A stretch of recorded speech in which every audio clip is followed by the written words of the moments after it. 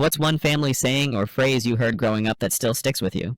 On the morning of January 1st, I was sitting at my tiny kitchen table, halfway through a lukewarm cup of coffee, trying to get myself in the right headspace to start the year without already feeling like I was behind on everything, when my phone buzzed with my dad's name flashing on the screen.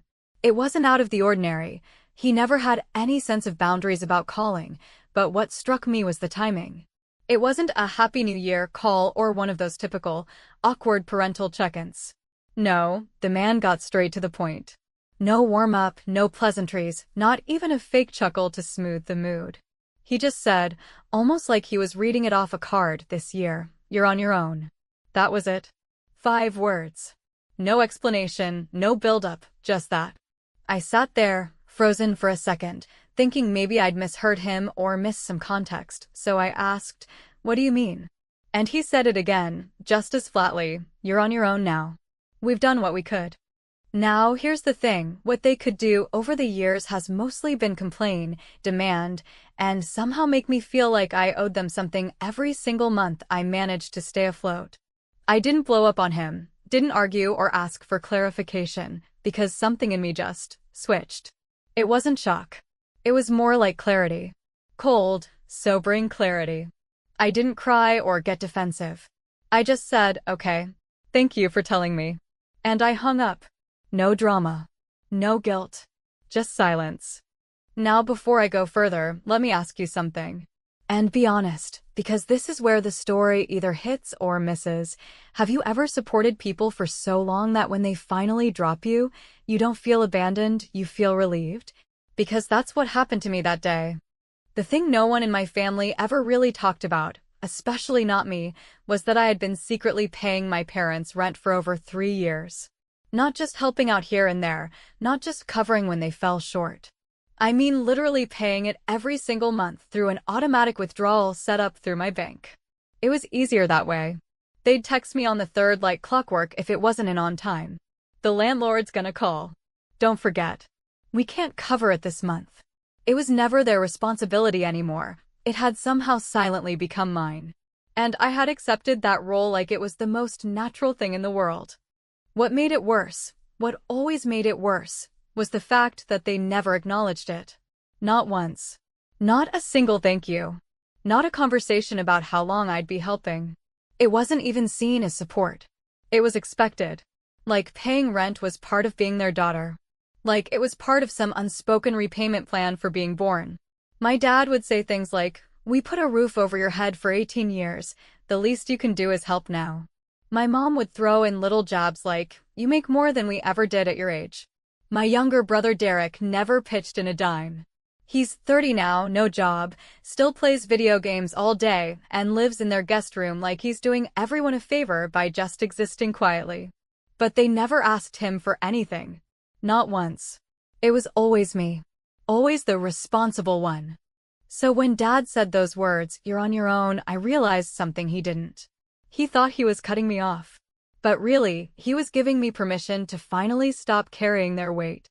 So I opened my laptop, logged into my bank account, and with one click, I canceled the rent transfer. That was it. No warning, no farewell letter, no guilt-ridden explanation. Just one click and their safety net vanished. And here's the messed up part, I felt good. Not scared. Not anxious.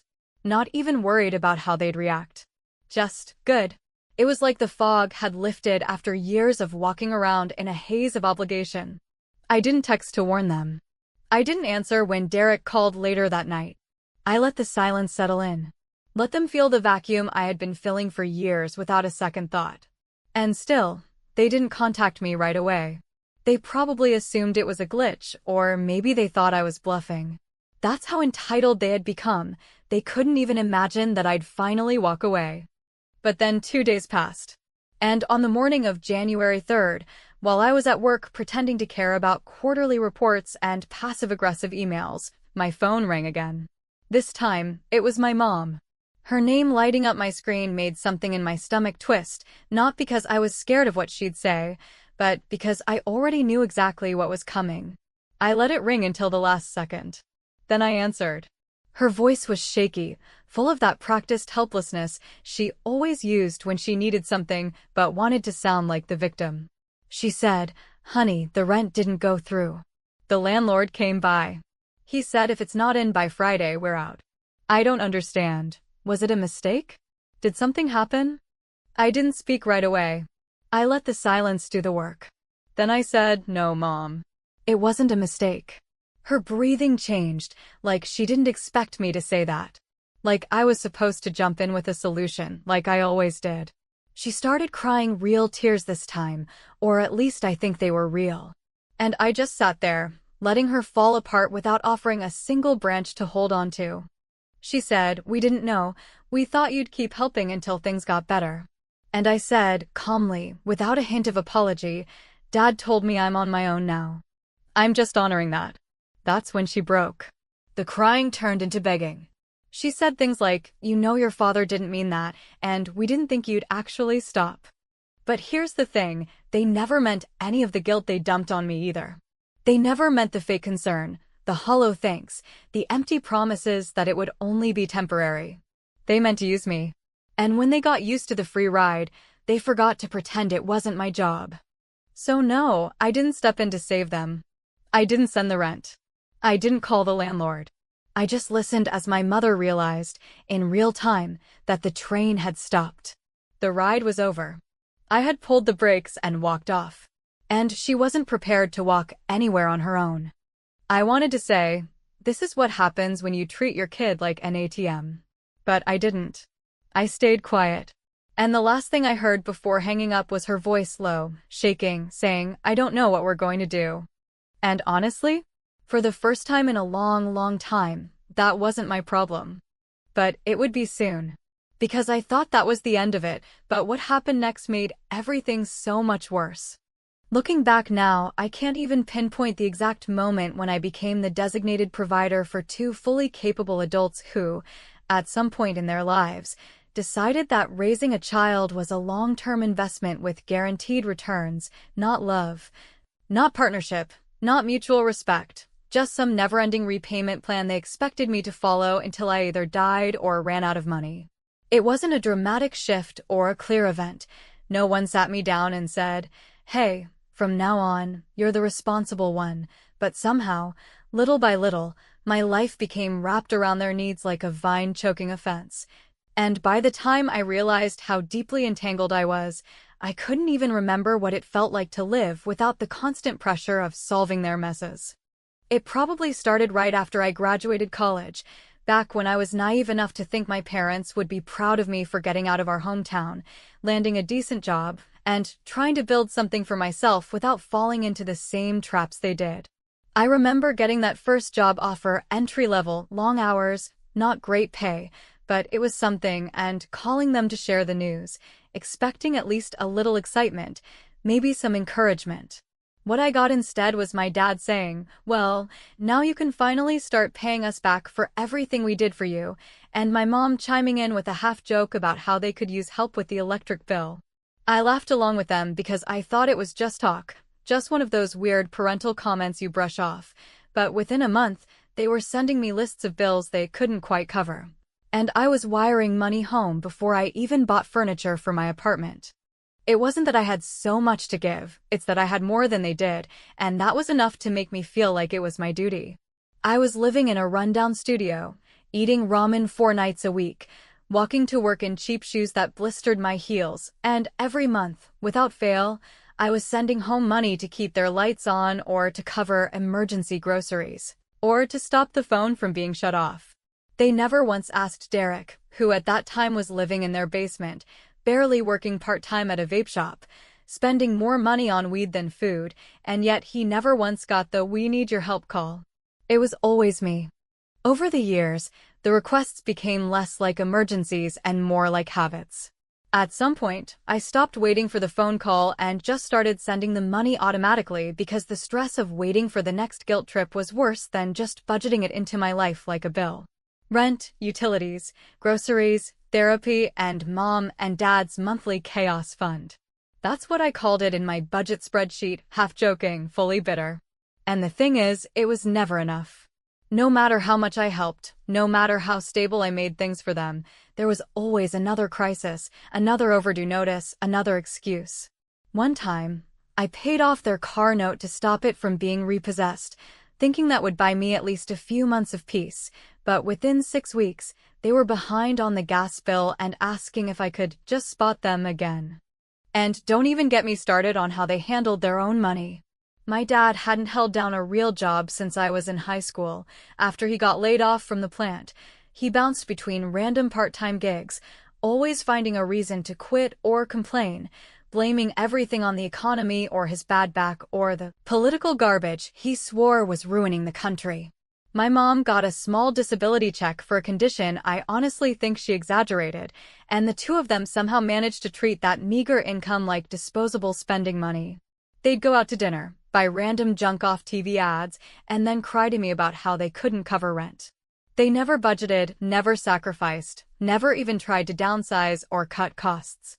They just assumed I'd cover the gap, like I was some kind of magic safety net that would never snap. I spent my 20s living like a ghost, working overtime, turning down trips with friends, skipping doctor's appointments I couldn't afford because I was too busy saving for theirs, saying no to things I wanted because I was terrified of saying no to them. And every time I dared to set a boundary, even a small one, like delaying a payment by a week or asking if they could look into public assistance, the reaction was immediate and brutal. My dad would go quiet and cold, making passive-aggressive remarks about how some people forget where they came from, while my mom would cry and say things like, "I guess we're just a burden to you now." It was emotional blackmail, plain and simple, but it worked. It worked because I still loved them. It worked because deep down, I wanted to believe they didn't mean it that way. But they did. They meant every word, every jab, every manipulation. They meant to keep me tethered to them with guilt. And I let them. I let them for so long that I stopped thinking I had a right to say no. I convinced myself that it was my responsibility, that being the good daughter meant sacrificing, even if they never acknowledged it, even if they took it for granted, even if it slowly killed every dream I had for myself. I was the invisible scaffolding holding up their lives, and the second I cracked, the whole thing would come crashing down. And that fear, that guilt, was the only thing keeping me from stepping away sooner. But when my dad said what he said on New Year's Day, something finally broke inside me. Not in a dramatic way, not like some angry explosion. It was more like a quiet snapping, like a worn-out rope giving way after too much weight. For the first time, I saw the whole picture, not just their struggle, not just their excuses, but my own role in the cycle. I saw how they had built a version of family where love was measured in bank transfers and loyalty was demanded, not earned. And I decided I wasn't going to play that role anymore. So when I canceled that automatic rent payment, I wasn't just pulling the plug on their living arrangement. I was pulling the plug on the whole damn dynamic. I was choosing myself. And for the first time in years, I didn't feel like the villain. I felt like someone finally waking up after a very long, very draining sleep. I didn't expect them to fall apart so fast. I didn't expect my mom to call me crying just 2 days later. And I definitely didn't expect what she was about to tell me next. Because as much as I thought I knew how far they would go to protect their own comfort, I had no idea just how deep their entitlement really ran until that phone call pulled the curtain all the way back. After that phone call with my mother, I sat in the same spot at the edge of my bed for what felt like hours, just staring at the blank screen of my phone, trying to process the tone of her voice, the way she cried not with confusion or hurt, but with desperation that came from being completely unprepared for the possibility that I might finally stop bending over backwards to keep them afloat. There was something strange about that moment, something I hadn't expected. I didn't feel guilty. I didn't feel like the monster they always hinted I was whenever I hesitated to say yes. What I felt, honestly, was a deep, cold wave of validation, not joy, not satisfaction, not revenge, but a kind of quiet, grounded relief that, for once, they were the ones scrambling, not me. The irony of it all hit me hard that night as I lay awake, playing the conversation over in my head, not out of regret, but from the sheer absurdity of how long I'd allowed myself to live in fear of disappointing people who hadn't once considered the weight they were throwing on my shoulders. My mom's words echoed in my ears. We thought you'd keep helping until things got better, as if better had ever been a real possibility, as if there had ever been a plan, a budget, a conversation about changing course. The truth was, better was just code for until we drain you completely, and I had finally decided I wasn't going to be the damn battery for their broken machine anymore. What they didn't know, what they still don't fully understand, I think, is that I didn't stop helping out of anger. I wasn't trying to teach them a lesson, wasn't trying to punish them. I stopped because I had reached the edge of myself. There was no money left, no energy left, no version of me left that could keep pretending like this arrangement wasn't slowly destroying the life I was trying to build. They had mistaken my silence for loyalty, but really it was exhaustion. They assumed I'd never say no, because I never had. And when I finally did, it felt like a foreign language they couldn't even comprehend. After the call, I made a decision that I had been dancing around for months, maybe years. I logged back into my bank account, went through every standing payment I had to their name, and shut them down, one by one. I deleted the rent transfer, canceled the internet bill I'd been covering without their knowledge, removed myself from the auto-pay setup I'd created for their cell phones after they accidentally missed 3 payments in a row last year.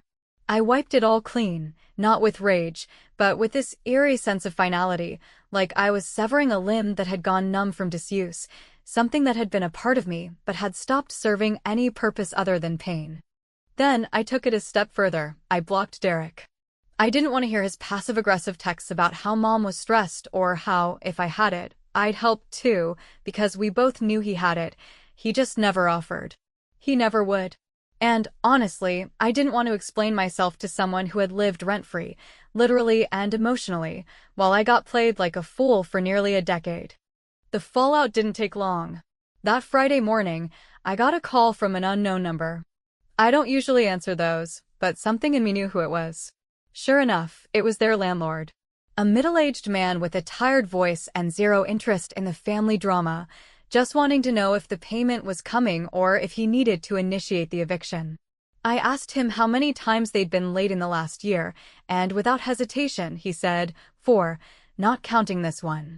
5 if I include the time you had to pay it in 2 parts. I thanked him for the information, paused, and then asked him what it would take to settle the current balance and get the lease terminated without a legal mess. He seemed surprised. You want them out? He asked. I didn't flinch.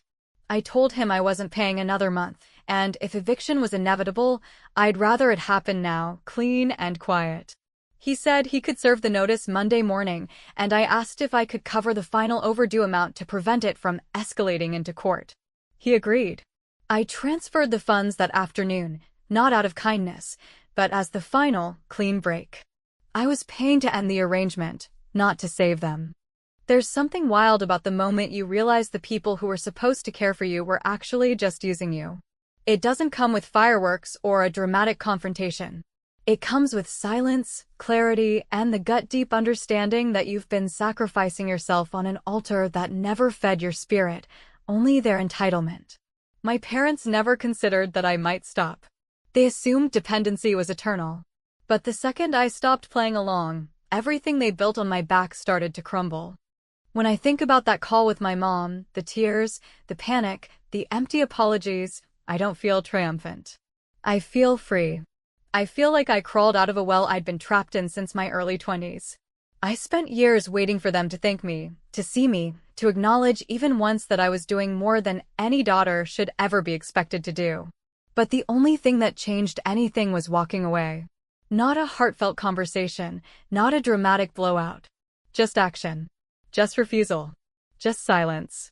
That night, I didn't sleep much, not because I was stressed, but because my brain was adjusting to the weightlessness of not being responsible for everyone else's disaster anymore.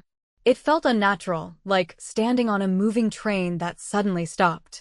I kept waiting for the guilt to hit, the shame, the fear, but it didn't. All I felt was space. Empty space where their chaos used to be. Space that was finally mine to fill with something other than panic and spreadsheets and late-night calculations about how to stretch one paycheck across 3 households. Of course, I knew they wouldn't go quietly. I knew there would be calls, texts, maybe even guilt trips from distant relatives once they figured out what happened. But I also knew something else, that I had crossed a line internally that I could never uncross. I wasn't going back. I wasn't going to patch the lifeboat they'd poked holes in. And no amount of crying or bargaining was going to change that.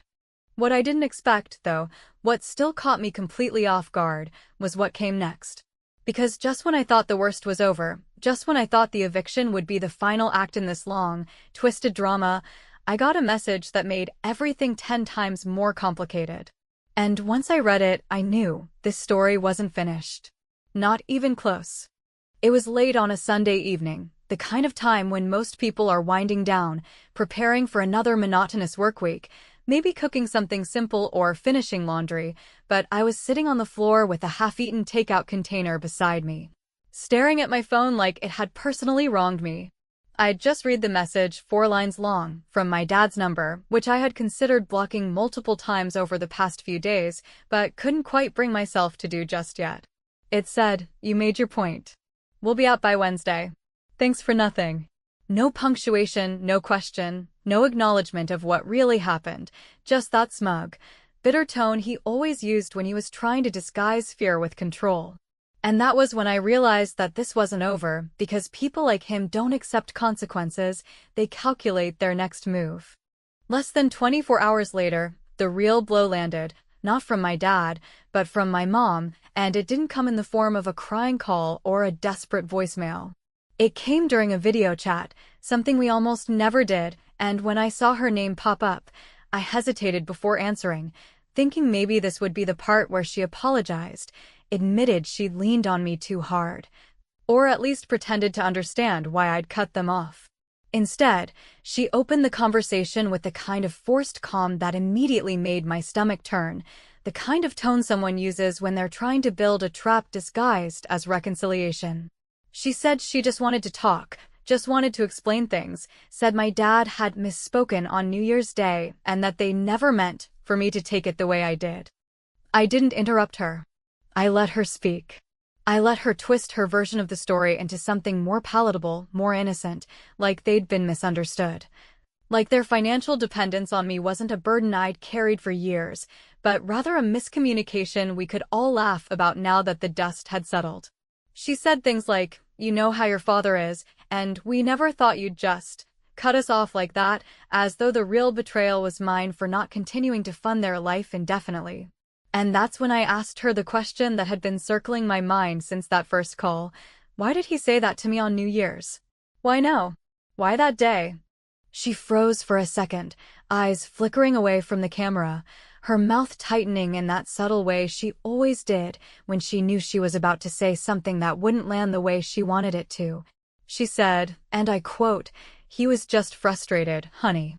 We'd been talking about your brother, and he felt like maybe it was time for you to focus more on your own life. He didn't mean it literally. He just didn't want to keep asking you." I sat there, blinking, unsure whether I should laugh or scream, because her version of the truth was so warped, so detached from reality, that I almost believed she had convinced herself of it. So I pressed. I said, "What were you going to ask me for this year?" And that was the moment everything cracked.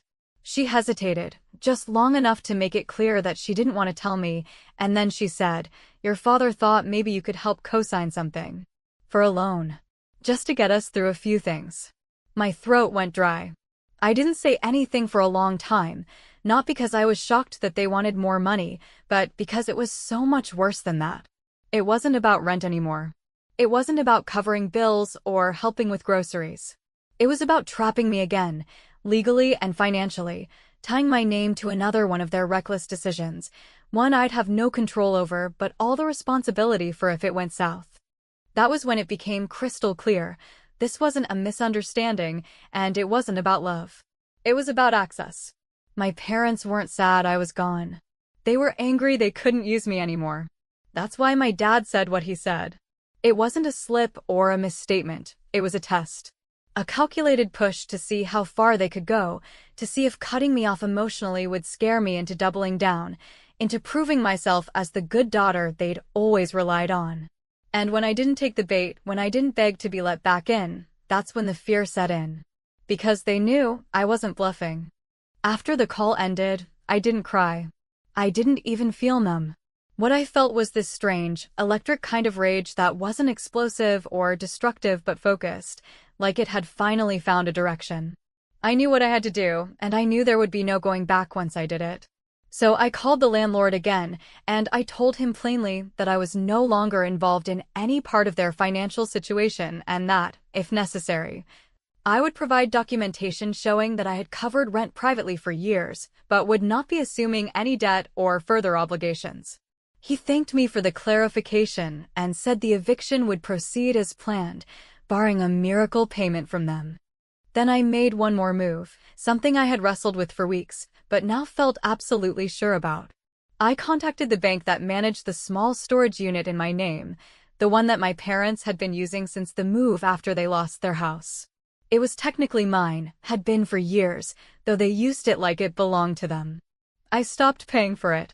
And when the bank called to ask what I wanted done with the contents, I told them to auction it. Whatever was in there, old furniture, dusty boxes, holiday decorations, I didn't want it.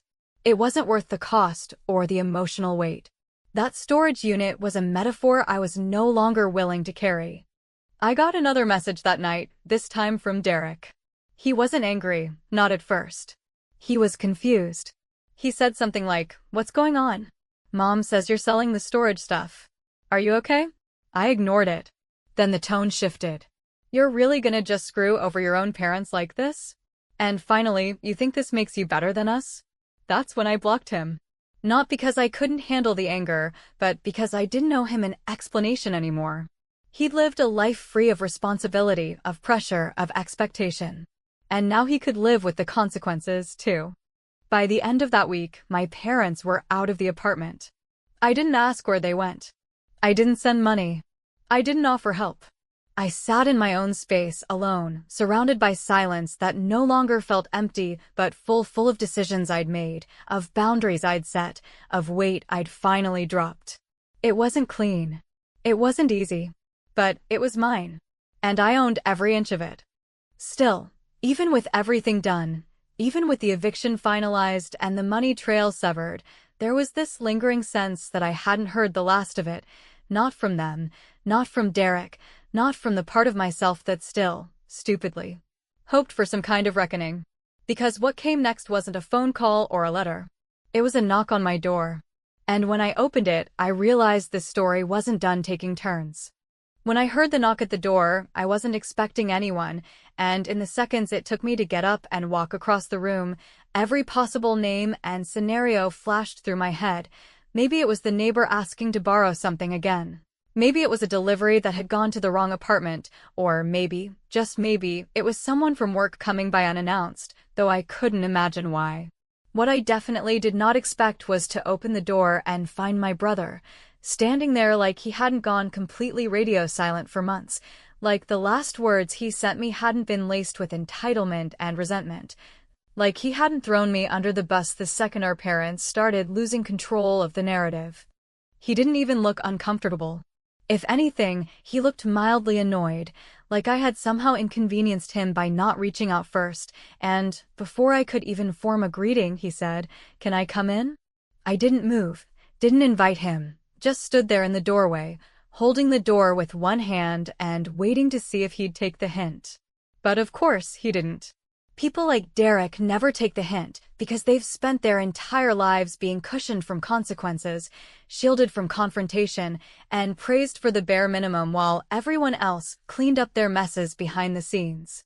And he played the role perfectly, with that casual, arms-crossed posture and the too easy smile that meant he was about to say something that made me furious. He didn't bother with small talk.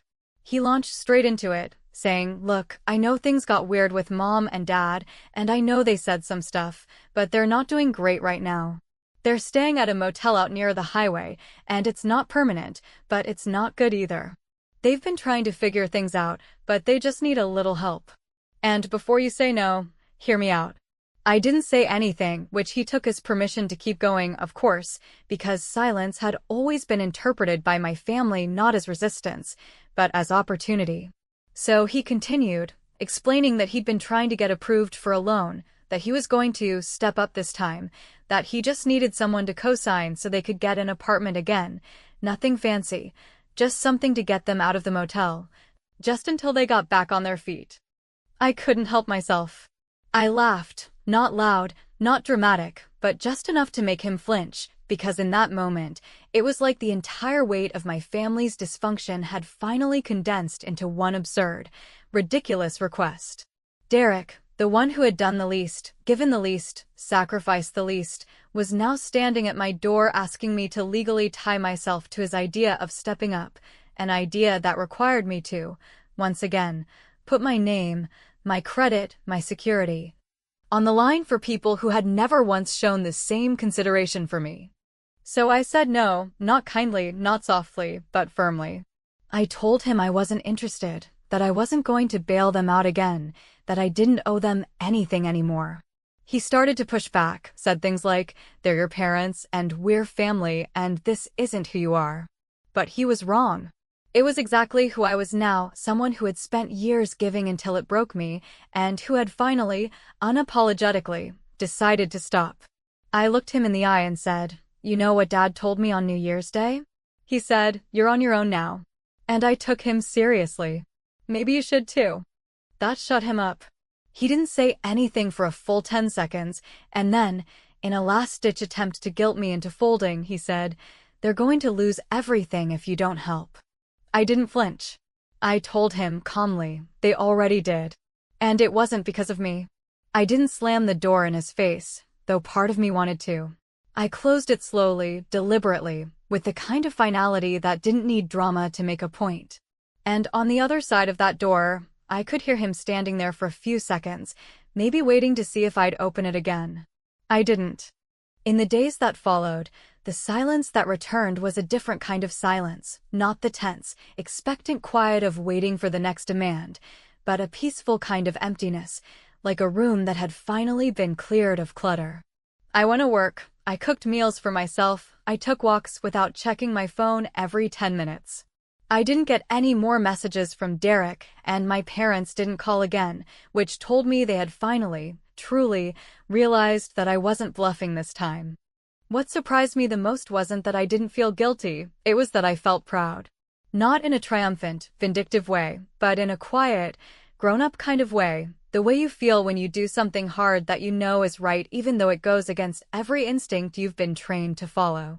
I had spent most of my life believing that saying yes made me good and saying no made me cruel, but standing firm, saying no, not because I didn't care, but because I finally did care about myself, about my boundaries, about my right to a life that wasn't defined by their chaos, that made me stronger than I ever thought I could be.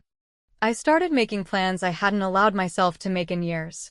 I looked into moving to another city, started setting money aside for something I wanted to do, not something I was expected to pay for. I stopped lying awake at night wondering how I was going to cover someone else's bills, and started thinking about what I actually wanted. It was liberating. It was terrifying. And it was mine. And now, months later, when I think about how it all unfolded, the phone call, the rent, the eviction, the confrontation, I don't feel regret. I feel something deeper. I feel like I finally played the long game and won, not by outsmarting them, not by getting revenge, but by refusing to play their game any longer. I didn't have to yell. I didn't have to burn everything down. I just had to stop showing up to the role they kept writing me into. And maybe that's the lesson in all of this. Not that family can't let you down, because they can and they will, but that you get to choose when to stop letting it define you. That breaking the cycle isn't about dramatic exits or courtroom battles or screaming matches. It's about quietly, firmly saying, "This ends here," and meaning it. So now I live in peace. Real peace. And every once in a while, when my phone rings and I don't recognize the number, I feel that old flicker of anxiety rise up, and then I silence it. Because I know now what I didn't know then. I'm not the villain for walking away. I'm the hero for finally choosing myself. And if you've ever been in my shoes, or maybe if you're in them now, then I just want to ask you the same thing I asked myself that day my mom first called crying. If someone's been draining you for years and calling it love, what would finally happen if you just stopped answering?